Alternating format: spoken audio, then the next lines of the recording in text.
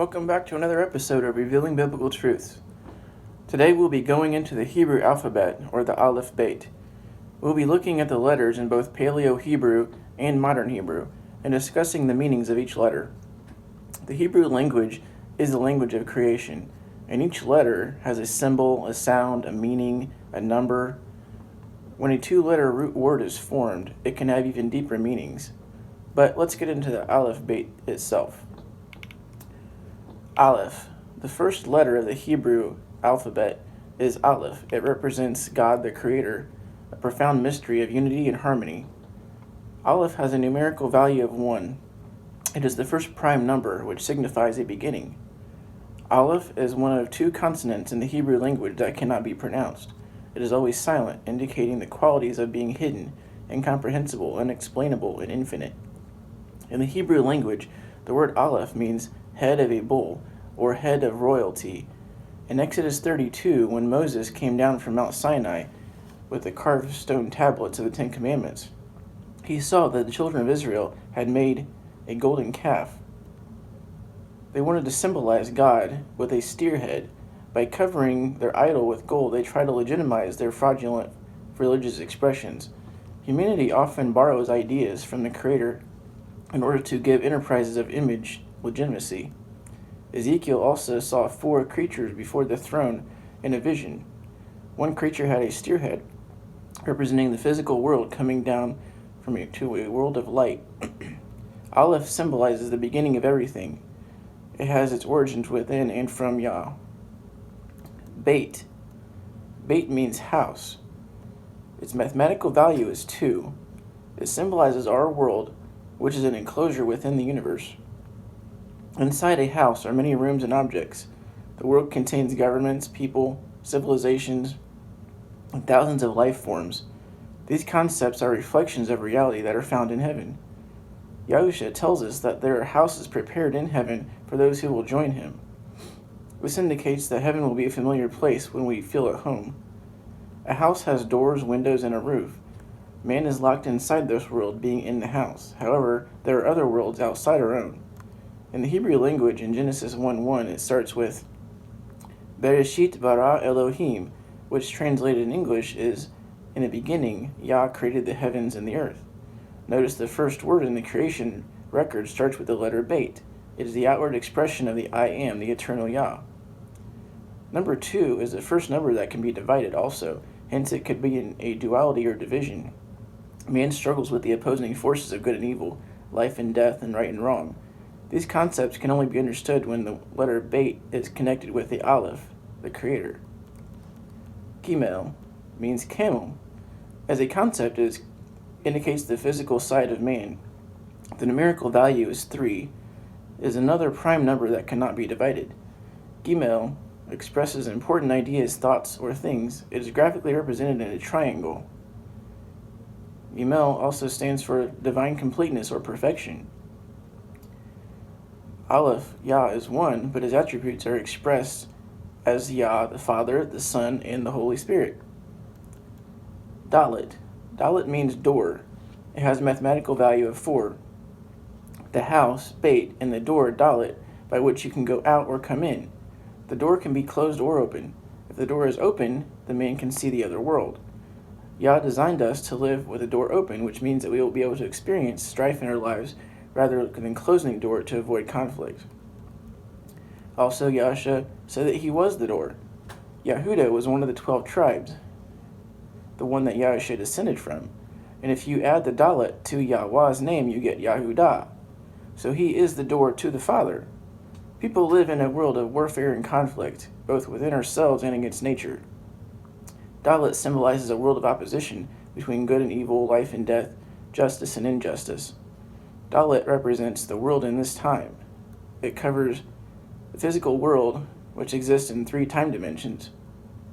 Within the time dimension, there are many examples of the 4-dimensional concept: north, east, south, and west, spring, summer, fall, and winter, the 4 DNA genomes, the 4 Gospels. Hey, the 5th letter, means a window. The numerical value is 5. Through this window, the world comes in, just as with the door, but on a higher level. Light comes in through the window, and you can see the outside. When you shut the window, your soul will become dark and you lose hope.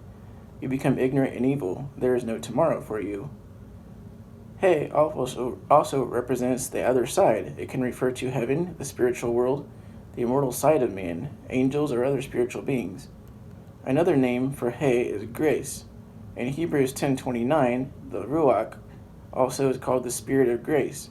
Isaiah 9:6 uses 5 names for Yahusha: Wonderful, Counselor, Mighty Yah, Everlasting Father, and Prince of Peace. Vav, or Wah, means hook. Its numerical value is 6. Wah connects one thing to another. Yah made the earth in 6 days and connected man to the 7th day.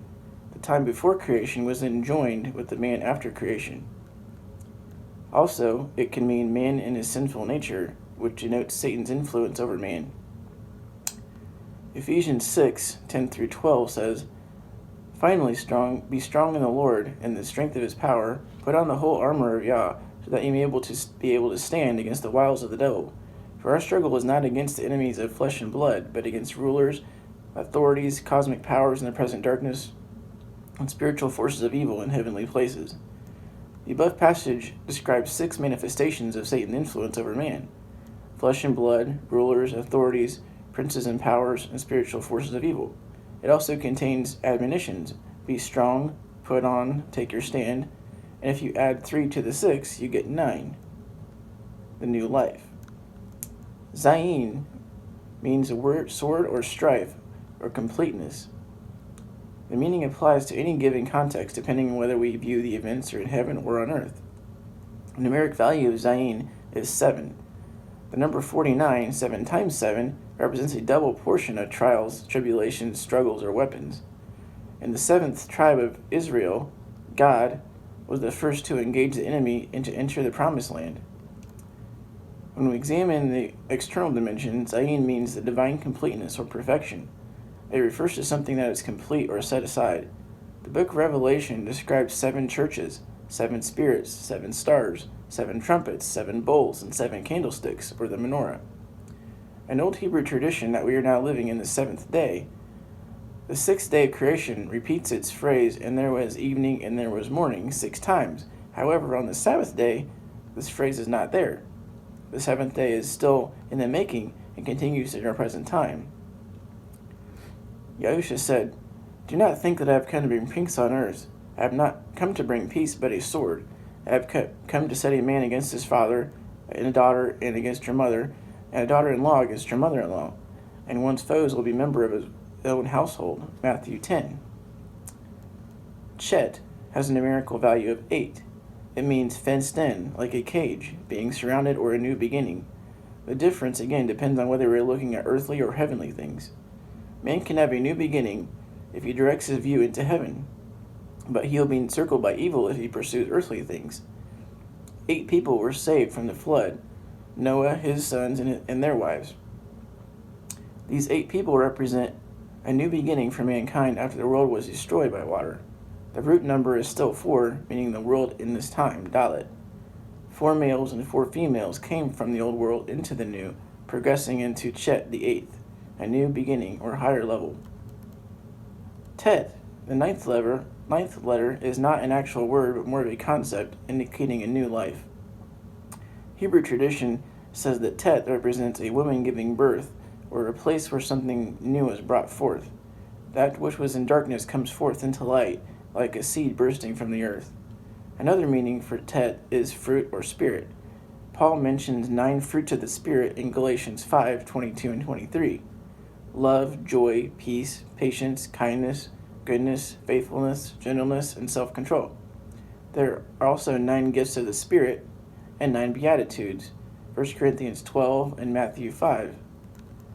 Yud, like a new birth, is born out of Tet. Life is transformed and continues on a higher level, becoming Yud, the 10th letter. Yud means hand. It specifically symbolizes the hand at rest because Yah has provided and prepared everything we need. Another meaning of Yud is law and responsibility. The 10 Commandments made up the law of God. There are 10 plagues in Egypt. The tithe represents a tenth. Genesis also contains Yah said 10 times concerning his creation. Kaf.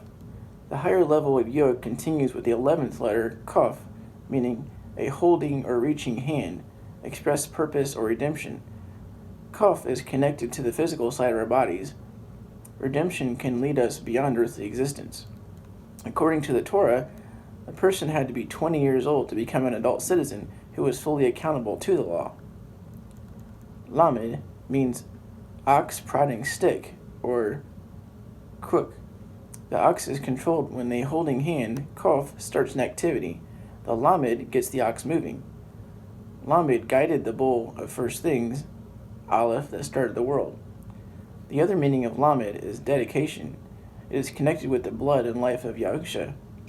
He started his public ministry around the age of 30. According to the Old Testament, a man had to be 30 years old to fulfill the duties of the tabernacle or temple priest, in Numbers 4:23. Yahusha was betrayed for 30 pieces of silver, which was prophesied centuries before. The curtain in the temple, which separated the people from Yah, was 30 cubits long. At the same time of Jesus' death, this curtain was split in two, allowing people direct access to Yah. So this is the number 30. The number 40, and the next letter in the alphabet, is Mem. Mem is more than just a letter in the alphabet. It has a built-in word structure similar to Mayim, which means water. When applied to days, months, years, the number 40 does not necessarily mean the actual measurable amount of time, but it rather conveys something related to the time dimension, like a generation. These concepts can be compared to water, which is an indefinable expanse without borders, a condition in which people could drown and die. Mem also means that there is a purpose to the trials, a testing or probation period this side of life. Israel spent 40 years in the wilderness, being tested by Yah before they crossed over the Jordan to inherit the promised land. Yahusha was also tempted by the devil for 40 days. 40 days after his resurrection, Yahusha ascended into heaven. Nun pictures a nachash or snake. It also represents men's individuality in the time dimension. It indicates life with a purpose on the other side. In Moshe's time, the people of Israel were told to make a nachash and lift it up on a pole. Whoever looked upon this was saved from the poison and did not die. The image of that serpent not only symbolically reminded man of the original problem of sin, but it also assured them that Yah had provided a means of salvation and restoration to live in the midst of a desert experience. As such, it is prophetic of a type of Yahusha on the cross. Joshua, the son of Nun, led the children of Israel through the water. Joshua is a type of Jesus who will lead us into eternal rest into the kingdom. The Torah required Israel to celebrate a special year-long holiday every 50 years called the Jubilee year. At that time, all debts were to be forgiven on that day, all property returned to original owners, the slaves freed, and the high priest changed to another family. Political ties were cut and money reevaluated to its original worth. On the 50th day, after the Lord's resurrection, Christians celebrate the holiday of Pentecost, or Shavuot, commemorating the outpouring of the Ruach HaKodesh. The number 50 is also connected with Israel's future return and restoration to the land God gave them. Samek represents Satan and also means snake, because Satan appeared as a serpent when he originally tempted man to sin. Adam had been commanded by Yah to multiply and subdue the earth, but was forbidden to eat from the tree of knowing good and evil. The serpent convinced Adam and Eve to question this command. This seems like a paradox of Yah would tell the first couple to be fruitful and multiply, yet forbid them to eat the fruit that would give them the knowledge they needed to survive. But Yah, Adam and Eve used their own judgment based on their decision of what seemed good at the time, rather than depending on Yah's provision. At that moment of disobedience, he began a journey away from Yah. Man still strives to be independent from him, and thus experiences strife and difficulties in the midst of an evil world governed by Satan. The first act of disobedience was the Garden of Eden brought sin into the world. The descendants of Adam and Eve now have the disease of being sinful. Man is compelled to ask, why am I here? Where am I going? However, through these difficulties we can still find him. He has made provision for his children so they can return to life in conformity with his holy nature. Samek also refers to idol worship. In Daniel 3, the image of Nebuchadnezzar, which he erected and then commanded to be worshipped, stood 60 cubits high and 6 cubits wide. Ayin means eyes or spring. This letter, like Aleph, is silent and can only be verbalized with vowels. The number 70 is an expression of the sum total of this world. Ancient Hebrew tradition says that the earth has 70 nations, 70 languages, 70 words of wisdom, 70 elders to guide the people. Exodus 24 and Numbers 11. This does not always represent a literal number, but a connotation of completeness. When we understand the problem, we may often say, I see. Ayin means eyes. So we understand what is hidden. The blueprint of God's plan for this earth is understood with the eyes of Ayin. The second meaning of Ayin refers to the spring water that comes out of the mountain. This refreshing, life-giving water which comes from hidden places can sustain us on our journey. 70 is the number of Yah's punishment for Israel for their disobedience. Many Bible stories are connected to Ayin. 70 years of Israel lived in exile before they were restored. 70 weeks is prophesied in Daniel 9:24, and Israel's final restoration will be 70 years long. Yahushua appointed 70 disciples to go out in his name and preach the good news, Luke 10. In Matthew 18, Yahushua said to those to forgive him against those who sin against you 70 times 7. Pei means mouth. Within the mouth, man can talk and question and communicate. He can also feed his physical body. After the encounter with the serpent, Adam's eyes were open and he saw that he was naked. When he hid from Yah, he asked him, Ayaka, where are you? Yah knew where he was, but he wanted Adam to communicate with him, to express his inner thoughts and answer back with his mouth, Pei. In the garden, Yah resided with Adam and Eve in a separated environment, fenced in from the processes of life and death on this earth. Now that man has lost this paradise, it is an uncertain future awaits him. He is unhappy, unsettled, in turmoil. He asks Yah with his mouth, why do I have to live here to the laws and life? The answer is found in the next number, Tzadeh. Tzadeh means fish hook. To get a fish from the water onto dry land, you need a hook. The gospel, the Besorah of Yahushua HaMashiach, is the fish hook that is preached, causing confession of sin with your mouth. In this way, we inherit eternal life. Man was designed to live forever, but because of sin, he must take a detour. Much like the Israelites when they wandered through the desert between Egypt and the Promised Land, some will die on the journey. Others will survive to enter the land they longed for. Yahushua chose fishermen as his disciples, the men who would fish for people. Kof means eye of a needle. Yahushua used an illustration of the camel going through the eye of the needle. Yahushua said to them again, "It is how hard it is to enter the kingdom of God, for it is easier for a camel to go through the eye of a needle than for someone who is rich to enter the kingdom." They were astounded and said to one another, "Who can be saved?" Yahushua looked back at them and said, "For mortals this is impossible, but not for Yah, for with him all things are possible."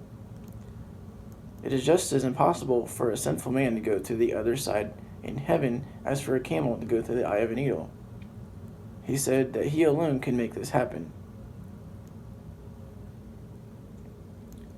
Also, this number 80, Kof, Abraham was promised a son when he was 100 years old, and his wife Sarah was 80. Yah told him that from the two of them would be born descendants as numerous as the stars, and that nothing is impossible with him. Abraham believed, but Sarah laughed. She knew her body was wilted. But Sarah did give birth to the promised child, Yitzhak, which means laughter. Kof also means children of promise. Galatians 4:28 and Romans 9 says that believers in Yahushua HaMashiach are the children of promise. The number 100 could be expressed in the Hebrew system as a 1 in 3 dimensions or domains. It could also represent heaven, earth, and the under the earth, with Yah as the head overall. The number 100 is also written with 1 with 2 zeros, zeros representing circles, indicating infinite, no beginning, no end. And the number 100 could represent someone being inside or outside the circle. Yahusha illustrates a story about the 100 sheep. What do you think? If a shepherd has 100 sheep and one of them goes astray, does he not leave the 99 on the mountains and go search for the one that went astray? And if he finds it, truly I tell you, he rejoices over it more than the 99 who never went astray. Resh, the next letter, means the emerging head.